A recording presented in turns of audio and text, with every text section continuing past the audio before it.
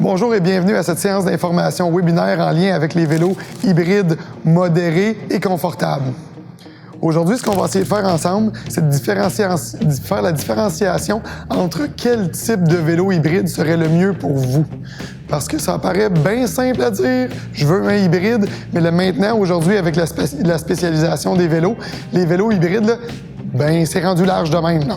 Fait qu'on a beaucoup de choix dans les hybrides. C'est d'essayer de vous aider à trouver le meilleur hybride pour vous.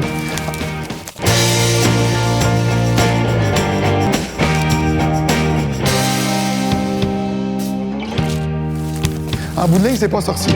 Il n'y a rien de bien compliqué là-dedans.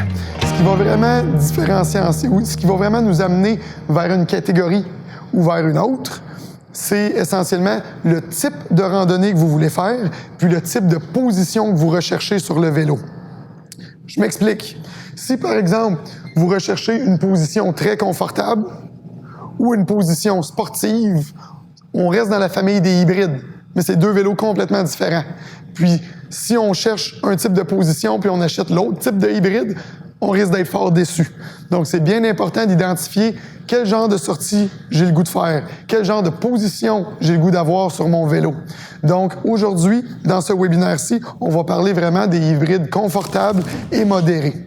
Ce qu'on entend par hybride confortable, c'est hybride avec une position confortable. Donc, une position qui est relativement droite. Donc, je vous donne un exemple, une position où on va être assis droit, le dos est droit ou légèrement penché par en avant, parce que les vélos hybrides style modéré, on va avoir une position semi-penchée, mais ça fait quand même partie de la grande catégorie des vélos hybrides confort. On peut aussi les appeler vélos urbains. Il y a toutes sortes d'appellations. Il y a certaines compagnies qui appellent ça vraiment les urbains, les vélos de pavé, les vélos de ville, les vélos... Il y a toutes sortes de façons de les appeler. On va vraiment utiliser le mot hybride parce qu'on sait tous qu'on parle de la même chose. On s'entend tous. On va démocratiser le hybride comme étant le vélo de promenade traditionnel. Donc, dans les vélos hybrides confort, on va avoir quelques caractéristiques qui vont justement nous donner cette appellation confort, dont la position. Quand on regarde un vélo avec une position plus droite, évidemment, ça met plus de poids sur la selle. Donc, souvent, on va avoir une selle qui va être un peu plus large, un peu plus coussinée. On va retrouver aussi des pneus légèrement plus larges. Souvent, on va retrouver du 35 ou du 38 mm de large. Mais la grande famille des hybrides, on va toujours être dans une dimension de roue 700. Certaines compagnies, pour certains modèles, vont aussi offrir des roues 650, donc plus petites, mais avec des beaucoup plus gros pneus, qui vient augmenter le coussinage, donc qui vient augmenter le confort. Encore, même dans les catégories de vélos urbains confort, on peut aller dans le confort traditionnel, un peu comme celui qu'on a ici, où est-ce qu'on a une belle position de pédalage efficace, droit, où il y a même des compagnies qui vont offrir des vélos où est-ce qu'on va être encore un peu plus confortable. Le pédalier va être un peu plus vers l'avant, ce qui va nous placer dans une position, j'exagère, là, mais une position un peu plus comme celle-là, où on pédale plus par en avant. Ça fait qu'on peut avoir une belle poussée au niveau des pédales, puis quand on met les pieds à terre, on a une plus grande surface de contact avec le sol. Je dirais que dans la grande majorité des demandes qu'on a, on est plus dans le vélo de ville, confort, un peu plus traditionnel comme celui-là, avec une position droite. Cette position droite-là, puisqu'on est plus au-dessus du pédalier, vient offrir un niveau de performance un peu plus adéquat. Quand je dis performance, là, ce n'est pas un vélo fitness. Ce n'est pas un vélo où est-ce qu'on va avoir des grandes vitesses moyennes. C'est juste un vélo urbain de promenade avec une belle position confortable. On va plus parler de rendement. Donc, un vélo de ce type-là avec une position plus droite va donner un meilleur rendement qu'un vélo un peu plus penché comme ceux-là. Souvent, les compagnies vont offrir 1 à 2 qualités de cadre pour une même catégorie de vélo comme celui-là. Donc, si on va voir par exemple 2 ou 3 modèles de vélos, ça va être toujours le même cadre, mais avec un habillage différent. Quand on parle d'habillage, on parle de système d'engrenage, de roues, de pneus, de tiges de selle, de guidon, de levier de frein, levier de vitesse. C'est toutes des petites caractéristiques qui vont venir faire la différence d'un modèle à l'autre. Mais ils vont tous partager la même qualité de cadre ou une deuxième catégorie de cadre plus légère, plus confortable, avec de façon subséquente des meilleures qualités de pièces et ainsi de suite. Certaines compagnies vont encore offrir justement le vélo avec des freins en V traditionnels comme celui-là, puis on commence à aussi avoir certaines compagnies avec des freins à disque. L'idée en arrière de ce vélo-là, promenade, on veut faire de la promenade, petite promenade après souper, c'est pas le style de vélo qu'on va battre des records de vitesse moyenne, c'est un style de vélo où on va pouvoir se faire des sorties, des balades à vélo, une petite balade d'après-midi, on va faire quelques kilomètres, on va profiter de ce que c'est à la même l'essence de faire du vélo, mais il n'y a aucune notion de performance, malgré le fait que les vélos de cette catégorie-là vont vous offrir un super bon rendement, une efficacité de pédalage qu'on retrouve un peu moins, par exemple, dans les vélos très, très, très confort, voire un peu couchés. Mais ça, c'est une autre histoire, les vélos couchés. On n'ira pas rendu là. Donc, c'est ça, dans ces vélos de type confort-là, certains modèles vont avoir des petites suspensions à la tige de selle pour absorber les vibrations. Certains vélos vont avoir des suspensions à l'avant pour avoir le même effet. C'est certain que tous ces petits éléments-là qu'on ajoute, ça vient aussi ajouter du poids au vélo.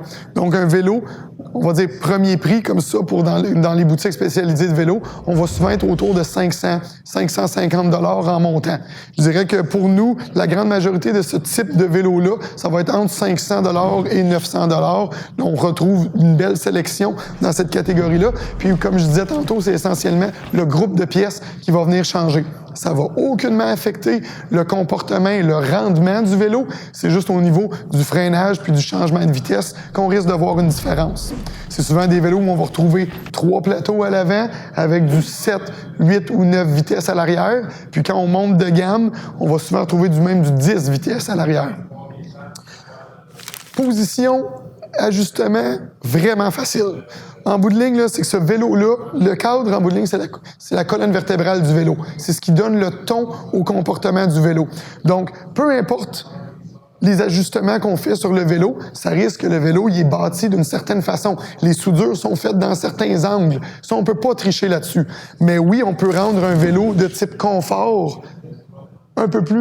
avec une conduite un peu plus modérée, en jouant avec la hauteur du banc, puis en jouant avec la position du guidon. Ou on peut rendre un vélo qui a une position modérée un peu plus confortable. Mais ça reste que le ton du vélo, le rendement du vélo, c'est le cadre. Puis ça ne change pas. On ne peut pas dessouder des tubes puis les ressouder, évidemment. Donc, catégorie de vélo là, idéale pour les gens qui veulent faire des promenades, de la balade en famille, mais qui ne visent pas des vitesses moyennes à couper le souffle ou qui ne visent pas des 60, 80, 100 km. C'est des vélos de balade. Ce qui est très agréable avec ces vélos-là aussi, c'est qu'ils sont, pour la plupart, 100% compatibles avec tous les types d'accessoires, d'équipements qu'on peut y ajouter. Que ce soit des béquilles ou ce qu'on appelle communément des kickstands ou des porte-bagages, des lumières, des sacoches, des réflecteurs, tout ce qu'on peut penser qu'on peut avoir besoin pour une belle sortie agréable, voire des petits pique-niques, c'est parfait. Le vélo il va être capable de le prendre facilement. Là, ici, en exemple, on a un cadre avec une géométrie un peu plus femme. Quand je parle de géométrie de femme, je parle que c'est juste un peu plus facile, c'est plus traditionnel pour embarquer sur le vélo.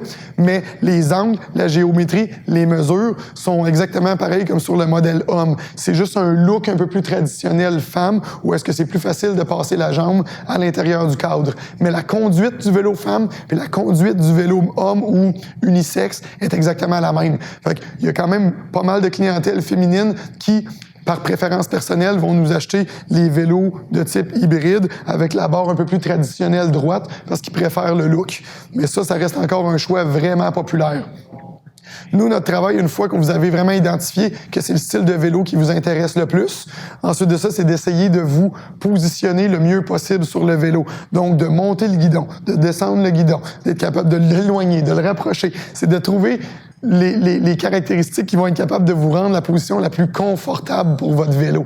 Donc, c'est ce qui va faire en bout de ligne que vous allez aimer faire du vélo puis de vouloir en faire plus, justement. Donc, si cette catégorie de vélo urbain, hybride, peu importe comment vous aimez les appeler, vous convient, puis que j'ai pas nécessairement répondu à toutes vos questions à travers cette séance web, je vous invite à nous appeler ou à aller sur notre site web velolashop.com pour prendre un rendez-vous, vous enregistrer pour un rendez-vous téléphonique avec moi, puis je vais vraiment répondre de façon personnalisée optimiser à vos questions. Pour essayer d'optimiser votre séance téléphonique, je vous demanderai d'essayer d'avoir déjà vos questions de préétablies, d'avoir peut-être un papier puis un crayon pour prendre des notes, idéalement d'être en face d'un ordinateur. De cette façon, de mon côté, je vais être en avant d'un ordinateur aussi, puis je vais pouvoir vous accompagner à travers le téléphone sur l'exploration des différents modèles qu'on a en magasin ou sur l'exploration des différents modèles qu'on n'a pas en boutique, mais qu'on peut avoir chez nos fournisseurs. Puis de cette façon-là, on va être capable de vous indiquer les délais pour vous livrer votre vélo.